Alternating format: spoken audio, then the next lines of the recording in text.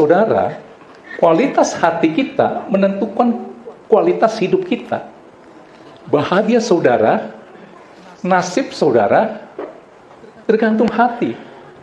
Nangkep ini ya. Kesehatan saudara, tergantung hati. Nggak ada ya, Frank, di situ ya? Nggak ada ya. Di bahasa Indonesia sehari-hari dikatakan gini, jagalah hatimu baik-baik, sebab hatimu menentukan jalan hidupmu. Secara garis besar, saudara harus bisa mengalami sukacita, damai sejahtera yang daripada Tuhan adalah ketika saudara punya hubungan yang baik dengan Tuhan. Tangkap ini dulu. Pokoknya hubungan saudara dengan Tuhan itu baik, saya yakin semuanya baik. Sukacita saudara, bahagia saudara, karena sukacita yang karena hubungan saudara dengan Tuhan baik, itu bukan dari luar masuk ke dalam, tapi dari dalam dia keluar. Keadaan sekelilingnya tidak menentukan sukacita dia, bahagia dia. Saudara tangkap ini ya. Sekali lagi saya mau ulang lagi. Secara garis besar, sukacita, bahagia, damai sejahtera yang Tuhan rindukan terjadi kepada saudara adalah ketika engkau punya hubungan yang baik dengan Tuhan. Tangkap ini. Coba dikeluarkan Ulangan 17 ayat 1. Bagaimana saudara bisa punya hubungan yang baik dengan Tuhan? Karena ketika engkau mau menghampiri Tuhan, alat komunikasi dengan Tuhan, handsetnya untuk berkomunikasi dengan Tuhan, itu adalah hati, bukan bibir saudara atau mulut saudara, hati. Ulangan 17.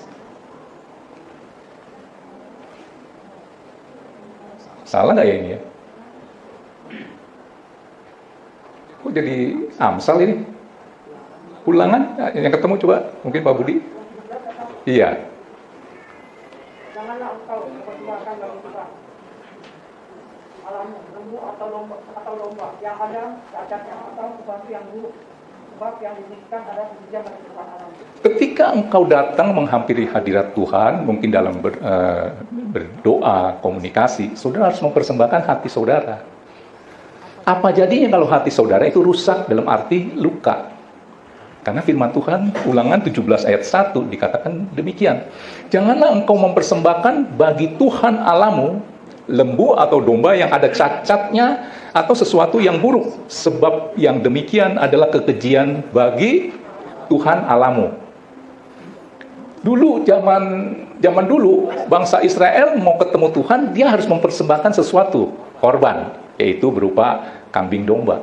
Dan kambing domba itu nggak boleh ada cacatnya, matanya picek, korengan, ada luka apa gitu, nggak boleh pincang, nggak boleh, harus yang sempurna. Itu gambaran ketika kita menghampiri Tuhan, kita mempersembahkan sesuatu, yaitu hati kita. Hati kita tidak boleh seperti yang Alkitab katakan di Ulangan 17 ayat 1, janganlah engkau mempersembahkan bagi Tuhan Allahmu lembu atau domba yang ada cacatnya. Harusnya bisa keluar ya, Frank ya. Ada cacatnya atau sesuatu yang buruk, sebab yang demikian adalah kekejian bagi Tuhan Allahmu. Jadi nggak usah heran kalau selama ini ketika engkau berdoa, rasanya kok seperti di langit-langit dia mentok lagi. Saudara tahu kenapa? Nah ini. Kenapa saudara tahu? Hatimu itu terluka, rusak. Di depan tadi saya kasih gambaran ketika saya mau mengirim satu barang keluar kota, saya packing begitu rupa. Karena itu barang, tadi saya katakan lampu heater ya, yang panjang, seperti jari tak saya, panjangnya 42 cm. Itu nggak boleh ada goncangan yang keras.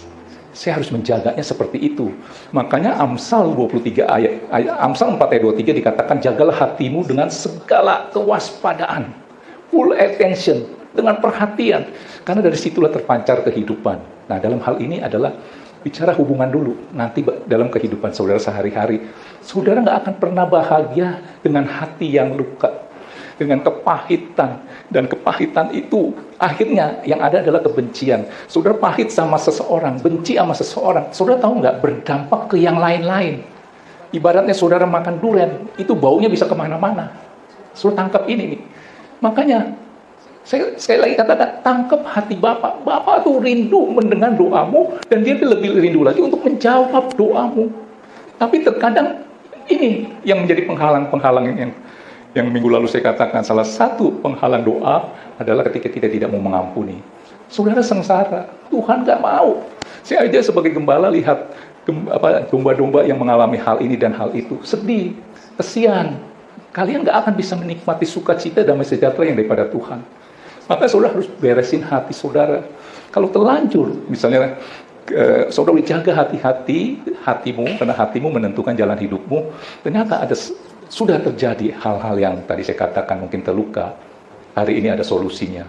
Tinggal saudara mau atau enggak, ya. Nah, saudara,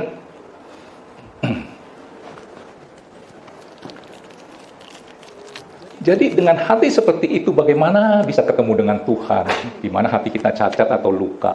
Boleh dikeluarin Ibrani 12 ayat 14. Allah itu kudus, kita harus menjaga kekudusan supaya sinkron dengan karakter dia, ya. Sifatnya dia. Firman Tuhan apa katakan? Berusahalah hidup damai dengan semua orang dan kejarlah kekudusan. Ternyata berdamai dengan semua orang adalah bagian daripada kekudusan. Bukan saudara nggak ngerokok, nggak minum, nggak judi, itu bagian kekudusan. Alkitab tidak mengatakan demikian, tapi dikatakan berusahalah hidup damai dengan semua orang tanpa terkecuali. Kejar seperti apa? Sudah tahu? Carinya seperti mengejar, bukannya jalan santai. Ntar aja deh, sekarang gue belum mood. Ntar, ada kan saudara suka, ya dah, ntar saya mau ngampuni, ntar saya mau minta maaf, ntar kita mau berdamai. Tapi tar, totonya 10 tahun sudah berlalu. Tapi dikatakan di sini apa? Kejar. Dia ada di mana? Kejarlah kekudusan. Sebab tanpa kekudusan, tidak seorang pun akan melihat Tuhan. Saya yakin saudara rindu ketemu Tuhan. Ketemu Tuhan, ada apa jaminannya? Hidupmu bahagia, damai sejahtera. Karena bahagiamu, sukacitamu tidak tergantung dari luar masuk ke dalam. Tetapi dari dalam dia keluar. Dan bisa memberkati banyak orang. Oke? Ya, saudara gini. Mengapa hati kita itu mudah terluka? Kalau tadi saya cerita tentang pakingan barang saya, kenapa barang saya itu gampang pecah? Lampu halogen sebesar ini, panjangnya 42, itu rentan, ya. Karena dia dari beling, dari kaca, lapuk sekali, seginian aja lagi langsung pecah. Nah, kenapa hati kita mudah terluka? Sudah tahu? Karena apa? Karena ada benih dosa. Tangkap ini. Di dalam kita itu ada dosa keturunan, dosa dari bawaan, ya, dari Adam dan Hawa yang menjalar ke manusia. Seperti kita sekarang ini. Sebentar.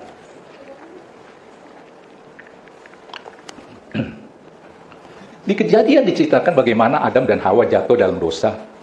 Simple, ya.